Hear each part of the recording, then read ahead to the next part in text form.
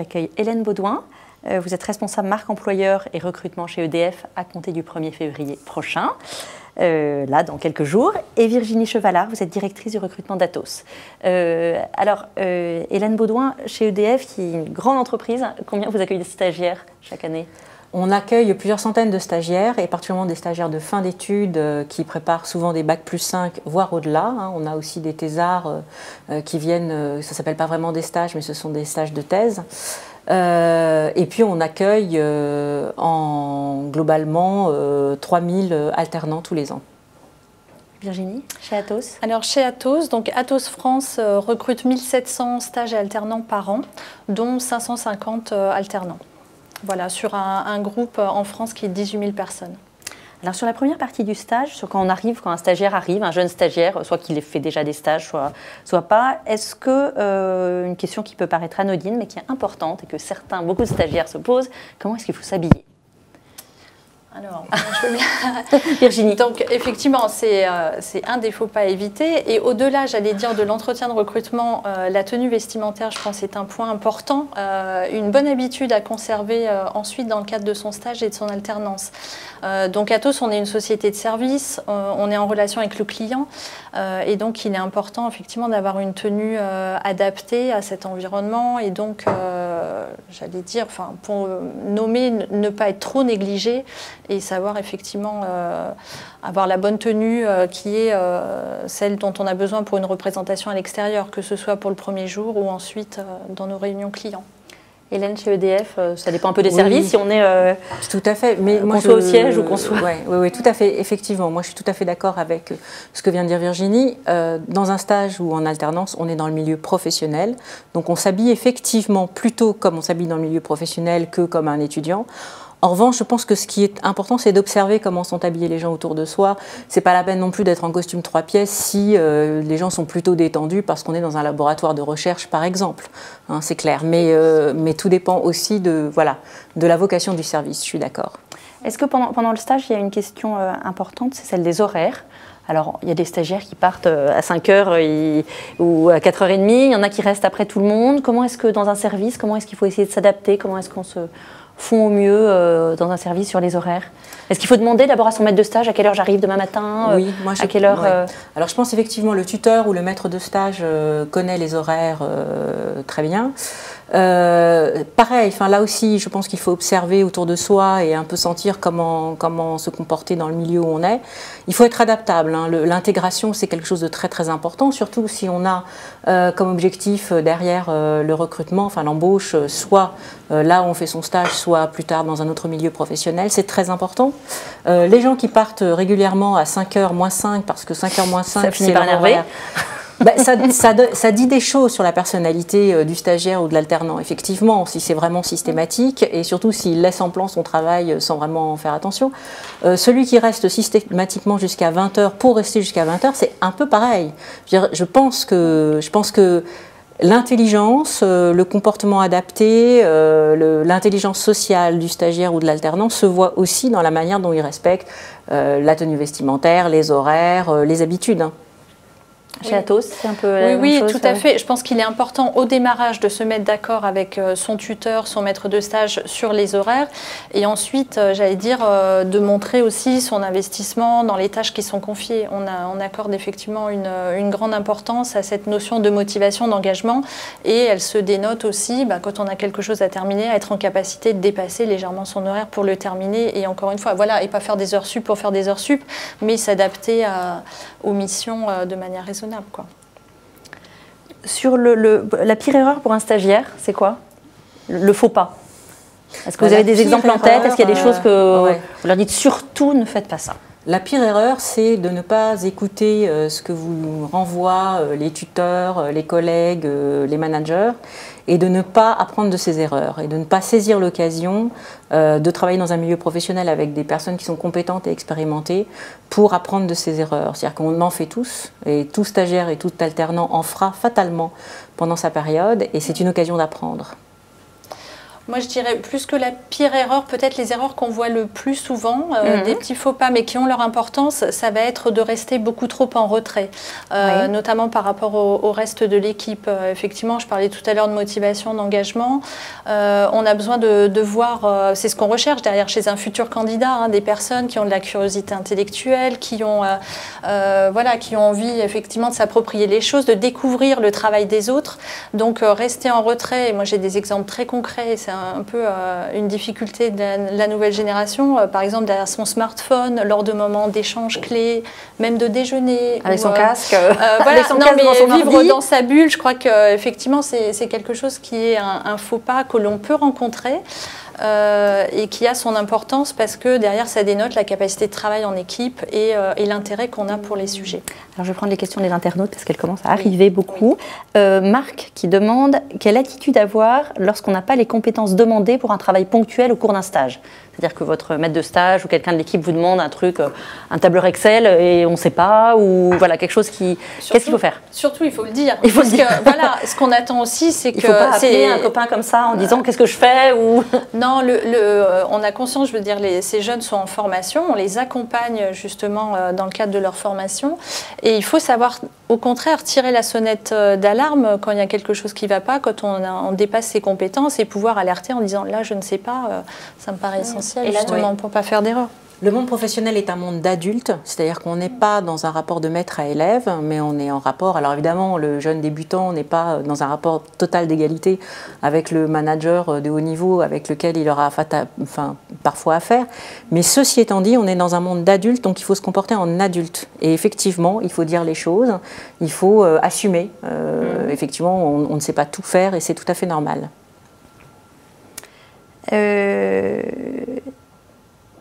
Alors, j'ai une question, je pense que vous aurez la réponse facilement, mais Mélanie, on va quand même vous répondre.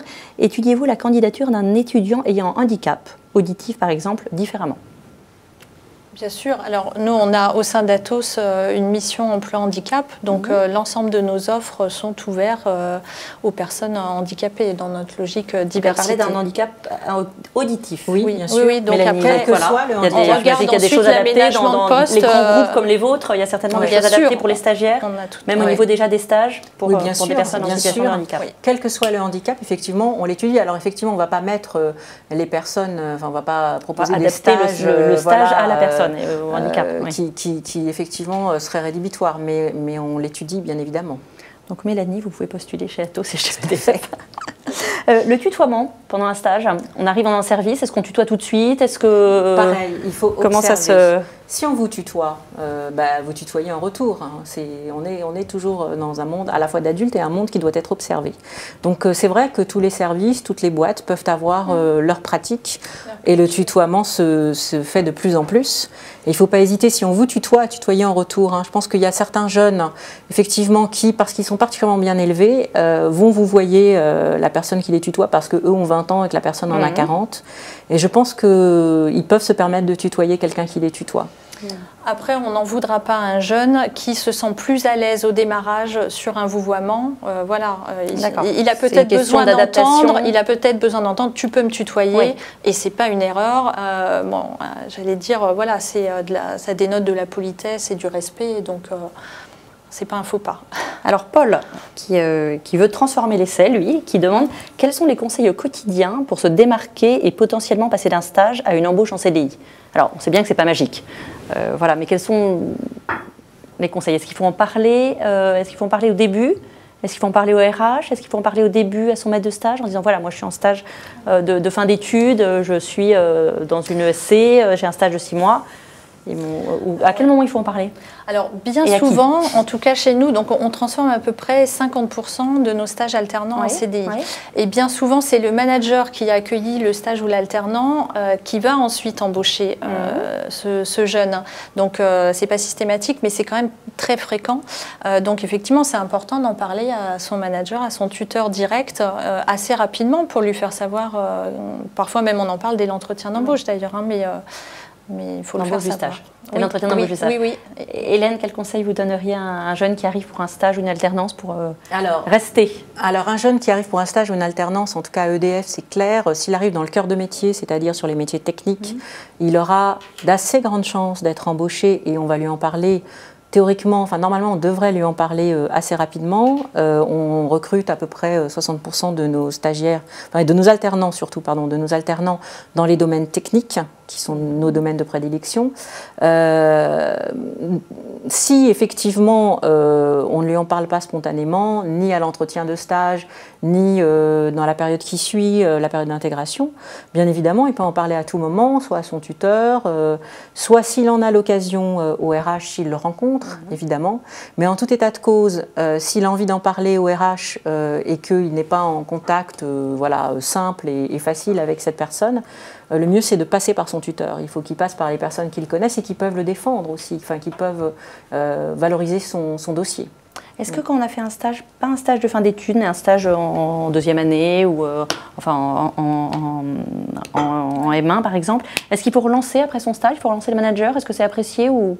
Mais relancer pourquoi? Relancer, lui dire merci pour ce stage, toujours. Remercier, si vous avez besoin de quelqu'un, voilà. Est-ce que c'est un conseil que vous demandez systématiquement? Vous finissez un stage qui s'est bien passé, vous restez en contact, alors soit par les réseaux sociaux, soit par LinkedIn, soit par un petit mail. Il faut savoir effectivement utiliser son manager et les personnes au-delà qu'on a pu rencontrer dans l'entreprise. Pour ça, je parlais de proactivité comme un réseau professionnel qu'on commence à se créer.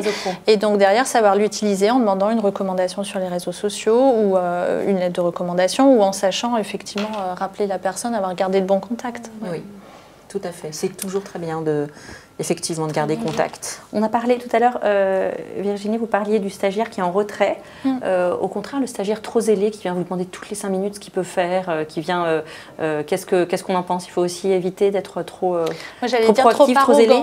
Trop arrogant. Oui, ne pas être, effectivement, l'excès inverse, ça peut être un excès d'arrogance. Il faut aussi, effectivement, pas arriver en disant je sais tout faire, je n'ai plus rien à apprendre. Voilà, ça peut être aussi un autre excès qu'on rencontre moins souvent. Et quand on a un stagiaire et que dans un service, on n'a rien à faire. Et que alors c'est certainement rare dans vos entreprises, mais ça peut arriver quand on ne vous donne pas de tâches, ou est-ce qu'il faut aller en parler quand ça se passe mal? Soit il y a un contact qui ne passe pas à titre personnel, ça peut arriver, soit on se rend compte que le stage, pour une raison XY, est décalé par rapport à l'offre de stage, par rapport à son potentiel. Qu'est-ce qu'il faut faire? Comment est-ce qu'il faut sortir de cette situation? Oui, il faut alerter, vraiment. Oui, il faut alerter, parce que le stagiaire, il peut passer 3 mois sans qu'il ne se passe rien, en s'embêtant, et c'est pas bien pour tout le monde. Alors c'est une situation qui est difficile, elle est toujours très difficile, parce qu'elle est intégrée dans une relation entre le maître de stage, la personne qui fait travailler le stagiaire et le stagiaire lui-même ou l'alternant. Donc, si on en parle à son tuteur, on risque de le mettre en cause. Donc, il faut vraiment faire très attention. Éventuellement, se faire conseiller, peut-être par des professeurs à son école ou par ses parents ou par d'autres personnes, parce que c'est une situation assez délicate. Il ne faut pas le cacher lorsque ça arrive. Mais de toute façon, il faut alerter, il faut trouver les bons mots et le bon langage, tout en valorisant son tuteur. Et souvent, quand on le fait, quand on valorise son tuteur et qu'on alerte dans un esprit positif et constructif, souvent ça débloque les choses. Les tuteurs ne se rendent pas forcément compte, ils sont parfois très très pris, parfois ils sont managers en même temps, etc. Ils ont parfois des agendas qui font qu'ils passent à côté de ce genre de soucis, et il faut vraiment qu'ils puissent s'en rendre compte, avoir l'occasion de s'en rendre compte. Virginie. Oui, effectivement, le tout c'est de le faire d'une manière constructive, comme vous l'avez dit, mais au démarrage, on se met quand même d'accord sur le contrat consigne, sur le contenu de l'offre. Donc, oui, a priori, mais on peut imaginer, on peut donner conseil. Mais si vraiment on s'ennuie sur son stage, il faut savoir le dire. Alors, Marc Aurel nous demande comment gérer la participation à des activités ou contacts extra-professionnels avec des collègues pendant le stage. C'est-à-dire, on va vous prendre une bière après le boulot, est-ce que ça arrive? Est-ce qu'il faut répondre naturellement? Par affinité, naturellement. Il ne faut pas se poser de questions, il n'y a pas de blocage à avoir sur ce sujet. Il n'y a pas de blocage à avoir sur ce sujet. Pas de blocage, mais pas d'obligation non plus. C'est-à-dire que si Marc Aurel n'a pas envie d'aller prendre une bière avec un collègue, il peut lui dire très gentiment j'ai autre chose à faire. Voilà. Mais par contre, s'il en a envie, il n'y a pas de souci. D'accord. Moustaph09 nous demande quel comportement avoir durant ses premiers jours dans l'entreprise. On y a un peu répondu, sachant que la première impression compte. On a dit s'adapter, écouter. Oui, après un point qu'on n'a pas abordé peut-être qui est important, c'est en termes de communication, avoir aussi la communication adaptée. Bon, quand c'est un premier stage ou qu'on rentre pour la première fois dans l'univers de l'entreprise, c'est effectivement des faux pas aussi qu'on peut voir, que ce soit à l'écrit ou à l'oral, ne pas avoir une communication trop familière. Bon, j'ai déjà vu voilà, par exemple à l'écrit, des jeunes qui vont s'exprimer alors avec des smileys, des points d'exclamation. Voilà, faire attention, on parlait d'adaptation, c'est le mot-clé. Faire attention effectivement à ce que son mode de communication soit correct par rapport au milieu professionnel. Et écouter ce que dit le tuteur, hein, l'image que renvoie le tuteur. Et si moi, je dirais un seul mot, c'est humilité. Hein. C'est-à-dire dans les premiers jours, on arrive avec humilité, on a tout à apprendre. Et c'est normal, on a tous été comme ça en entrant dans le milieu professionnel. Voilà. Et donc, on écoute ce qu'on vous dit et on l'intègre. Est-ce que, alors, j'ai une question de un internaute qui me dit pour des études d'amélioration de production. Alors, je m'imagine que c'est du conseil. Comment proposer à son manager des solutions qui exigent de l'entreprise un gros changement? Je pense qu'il ne faut pas non plus avoir la grosse tête en arrivant et proposer des révolutionner EDF et Atos d'un coup. On peut toujours discuter avec son manager sur des solutions qui peuvent avoir des impacts importants. Je veux dire, ça fait partie aussi, ça fait partie du regard neuf que les jeunes peuvent nous renvoyer à nous, entreprises, lorsqu'ils arrivent et qu'ils commencent à maîtriser le sujet qu'on leur a demandé d'étudier. Ça peut faire avancer les choses, ça peut faire émerger des idées qui peut-être n'amèneront pas une révolution, mais qui permettront de faire bouger les choses finalement petit à petit. Donc je pense que si le stagiaire ou l'alternant fait preuve d'imagination et amène des pistes qui sont un petit peu novatrices, après, les exprimer, c'est une bonne chose. L'entreprise, ensuite, en fera son miel ou pas. Hein. Je pense que, oui, voilà. Tout est là, parce qu'effectivement, on attend même effectivement de ces jeunes qui soient aussi force de proposition et qui nous montrent en tout cas cette capacité à l'être. Après, il faut savoir simplement entendre quand l'entreprise explique que les choses ne sont pas forcément possibles, qu'à court terme, on ne va pas le faire et que, voilà, il faut savoir l'entendre, tout simplement. Alors, on a une question de Hamza qui nous dit « Les stages peuvent-ils évoluer vers un contrat pro d'un an? Est-ce qu'on peut transformer un stage en contrat pro? Oui, tout à fait. On peut passer d'un stage à un contrat de professionnalisation. Les stages sont évolutifs. Ils peuvent évoluer effectivement vers des contrats pro, ils peuvent évoluer vers des alternances si jamais le stagiaire continue ses études, il peut évoluer vers un CDI. Les stages sont par essence évolutifs, hein, de toute façon. Donc vous pouvez poser encore des dernières questions, les internautes. On va bientôt achever. Omar nous demande comment répondre à la question de nos prétentions salariales. Est-ce que vous avez des grilles de salaire, stagiaire, alternant, j'imagine? C'est par école, c'est par niveau d'études, comment ça se passe? Mais il n'y a rien à négocier, malheureusement. Oui, il n'y a rien à négocier, c'est ça, voilà.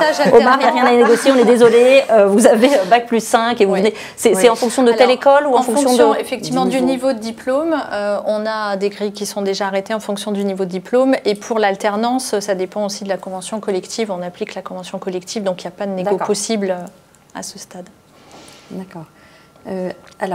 Le manager me demande une mission qui demande de donner des ordres à ses subordonnés. Quels moyens communicationnels utiliser pour se faire accepter? Est-ce que ça arrive, ça? Normalement, le manager devrait donner la solution. Hein. Il devrait aider le stagiaire ou l'alternant à communiquer comme il faut à l'équipe. Hein, s'il y a effectivement une communication ou un rôle de donneur d'ordre vis-à-vis de l'équipe, c'est possible, ça dépend du stage ou de l'alternance, pourquoi pas, mais normalement la solution doit venir aussi du manager, ou en tout cas le stagiaire ou l'alternant doit proposer un certain nombre de solutions au manager et le manager doit l'orienter. Oui, puis j'allais dire, ça doit être transparent vis-à-vis de l'équipe après qui reçoit les consignes. C'est-à-dire, c'est bien le manager qui a demandé à Monsieur X de passer les consignes. Voilà, s'il y a cette transparence. En fin de stage, la pire chose à faire, à ne pas faire plutôt, c'est quoi? C'est pas dire au revoir par merci, partir comme un voleur. Comme un voleur. Certainement, oui, ça c'est sûr. Non, mais c'est sûr. Mais si on fait ça, c'est le signe de quelque chose qui s'est passé antérieurement et d'une certaine insatisfaction, en tout cas du stagiaire ou de l'alternant. Donc, il est clair que ça arrive très très rarement de façon surprenante, on va dire. Souvent, c'est signe que ça va pas très très bien et que l'alternant, le stagiaire est content de partir. Heureusement, ça arrive très rarement. Oui. Surtout si ça se prolonge par un CDI. Voilà. Merci beaucoup. Il y a encore d'autres questions qui arrivent. Recrutez-vous à un niveau plus bas que le master? Oui, bien sûr. Oui. Alors, nous, sur des Mikasa, 74, oui. Sur des stages alternants, oui. Après, au niveau CDI, on est plutôt sur du bac plus 5. Mais... Alors, nous recrutons à tous les niveaux, stagiaires, alternants et bien sûr CDI. Nous recrutons au niveau bac comme au niveau, de bac à bac plus 5. Bon, merci beaucoup. Hélène Baudouin, donc vous êtes responsable marque employeur et recrutement chez EDF à partir du 1er février. Et Virginie Chevalard, directrice du recrutement d'Atos.